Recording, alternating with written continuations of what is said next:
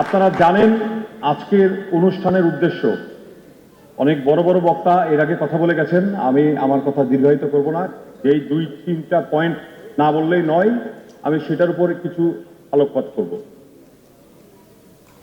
আপনারা যারা এখানে এসেছেন, সারাদিন বাইরে প্রাণী দেখেছেন, পাখি দেখেছেন, উপভোগ করেছেন, বিএনপির ভারপ্রাপ্ত চেয়ারম্যান জনাব তারেক রহমানের আহ্বানে আপনারা এসেছেন। কেন এসেছেন এই উদ্দেশ্য এবং কারণ আপনাদের সবার জানা। জনাব তারেক রহমান সাহেব আমাদের এই সংগঠনের পৃষ্ঠপোষক হয়েছেন, এটাতে আমরা অত্যন্ত গর্বিত, আনন্দিত। বাংলাদেশের ইতিহাসে কেন, বিশ্বের ইতিহাসে এরকম ঘটনা আছে বলে আমার জানা নেই যে একজন রাজনৈতিক নেতা এত বড় ব্যক্তিত্ব প্রাণী রক্ষায় কাজ করার জন্য এগিয়ে এসেছেন। এতদিন আমরা জনাব তারেক রহমানকে জানতাম একজন মানবিক নেতা হিসাবে, আজ থেকে পুরো দেশবাসী ওনাকে প্রাণবিক নেতা হিসাবে নতুন করে চিনল।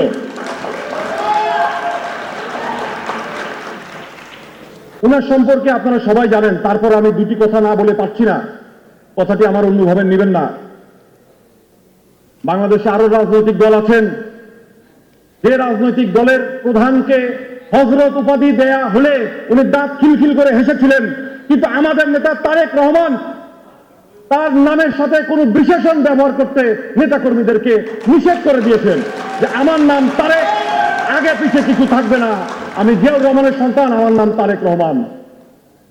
বাংলাদেশের ইতিহাসে এমন ঘটনা কখনো ঘটেনি যে কোনো রাজনৈতিক দলের প্রধান তার নেতৃবৃন্দকে নির্দেশনা দেন লিখিতভাবে আমার জন্মদিনে যাতে কোনো কেক কাটা না হয়। আরে এমন নেতাই তো আমরা চেয়েছিলাম। সেই নেতা এখন আমাদের সংগঠনের পৃষ্ঠপোষক, প্রধান পৃষ্ঠপোষক।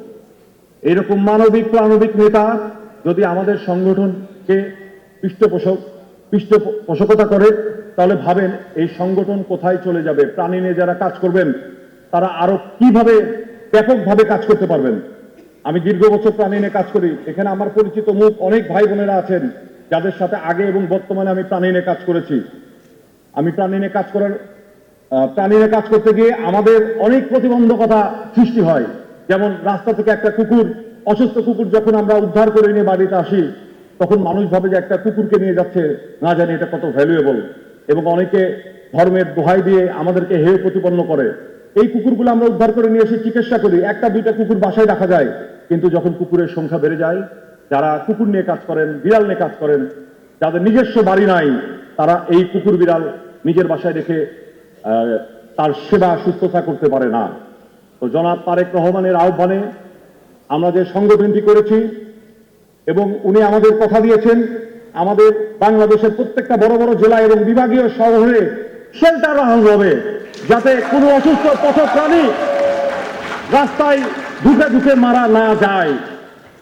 তো নেতা,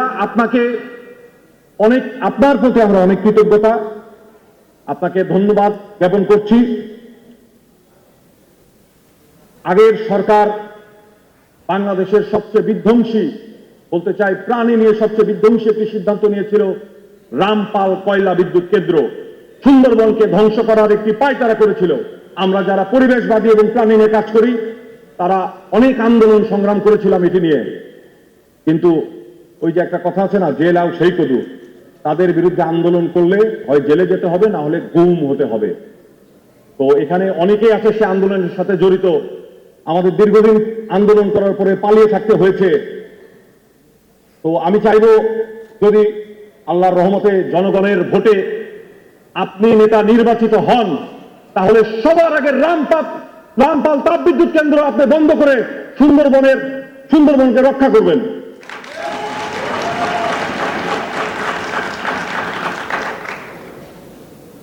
আমি আর দুটি কথা বলবো শুধু, কারণ এরপরে আমাদের প্রাণপ্রিয় নেতা উনি বক্তৃতা দিবেন, সময় অনেক স্বল্পতা। আপনারা ইতিমধ্যে বুঝতে পেরেছেন যে জনাব তারেক রহমান এরকম একটা প্রাণী সংগঠনের পৃষ্ঠপোষক হয়েছেন এবং সব দিক থেকে আমাদের সাপোর্ট দিচ্ছেন। এবং যখন আমরা ওনাকে জানিয়েছি যে প্রাণী নিয়ে কাজ করতে গেলে কি কি প্রয়োজন, উনি যখন জেনেছেন যে আমাদের দেশে প্রাণী নিয়ে অ্যাম্বুলেন্সের সংখ্যা নেই বললেই চলে বা অপ্রতুল, উনি এটা জানা মাত্র আমাদের জন্য একটি প্রাণী সেবার অ্যাম্বুলেন্সের ব্যবস্থা করেছেন এবং বলেছেন যারা বিত্তশালী তারা টাকা দিলে দিক, কিন্তু যাদের কাছে পয়সা নেই প্রাণী বাঁচাতে চায় তাদের জন্য সার্ভিসটি আজীবন ফ্রি। তো এমন নেতাই তো আমরা চেয়েছিলাম। নেতা, আপনাকে অনেক ধন্যবাদ আমাদের সঙ্গে থাকার জন্য। আপনি আমার প্রতি যে দায়িত্ব অর্পণ করেছেন, আমার এবং আমার সংগঠনের সকলের প্রতি আমরা চিরকৃতজ্ঞ। আমাদের কর্মের মাধ্যমে আপনার সেই কৃতজ্ঞতা আমরা প্রকাশ করব। যেই বিশ্বাস রেখেছেন সেই বিশ্বাসের ফল আপনাকে দিব। ধন্যবাদ। আর আরেকজনের প্রতি আমরা অত্যন্ত কৃতজ্ঞ, যার নাম আমি না বললেই পাচ্ছি না, জনাব জাহিদ হাসান ভাই। জাহিদ ভাই প্রথম থেকেই আমাদেরকে অনেক সহযোগিতা করেছেন। ধন্যবাদ জাহিদ ভাই। তরুণ উদ্যোক্তা জাহিদ ভাইয়ের জন্য একটি জোরে করতালি। ধন্যবাদ।